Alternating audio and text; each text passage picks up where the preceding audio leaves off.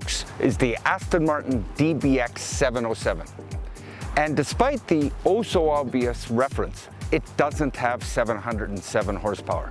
It actually has 697 Society of Automotive Engineer horsepower. Brake horsepower, as the Brits like to call it. What it does have 707 of is metric horsepower. PS they're called. It stands for something like Pferdestärke. And as my butchering of the accent shows, it's probably German. And yes, European manufacturers do use PS simply because it makes their engines sound bigger and meaner. And you've got to admit, they're right. 697 of something sounds like you almost reached a goal. 707 sounds like you exceeded it. And say both of them along with me. 707 just rolls off the tongue, doesn't it? Something like James Bond would drive. 697, not so much. In the real world, I can tell you the difference is the splitting of the finest of hairs. That's because of a few other numbers. The first is 3.3. That's the number of seconds it takes this souped-up Aston to sprint to 100 kilometers an hour. Just depress the brake and the gas pedal simultaneously to actuate the world's easiest launch control system, and then release one of them. I'll give you just one guess as to which one. And then get ready to rocket away faster than any other SUV on the planet.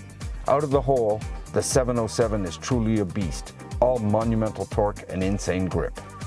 The other number is $336,480. That's how much a DBX 707 will set you back. If, like my tester, you order the $10,000 Saturn Lunar White paint job, the $11,000 carbon fiber package, and spend another $2,500 on the interior's green leather inserts. That's a whole bunch of moolah. Now you do get some wondrous goodies for that giant hunk of change. Leather so soft you want to get naked, aluminum polished enough to bedazzle even the most spoiled potentate, a truly sophisticated 48-volt sway bar system that makes the Aston emulate a Lamborghini one minute and a Bentley the next. So why don't we see more DBXs here in the great white frozen north?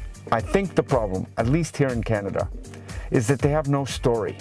Other than the occasional spot in a bond fleck, and they only come around, what, every 2 or 3 years, the brand has little presence here in Canada. Simply put, Aston needs to do more to connect with Canuckians sufficiently moneyed to shop in this snack bracket. Perhaps now that the company is owned by a Canadian, you knew that Aston Martin was bought by Lawrence Stroll, right? There'll be a little more attention paid to wooing Canada's ultra-rich. And by the way, those Pferdestärke things I mentioned before, the official translation is horse-strong. That's just about as good a description of the 707 as I've heard. For Driving.ca, I'm David Booth.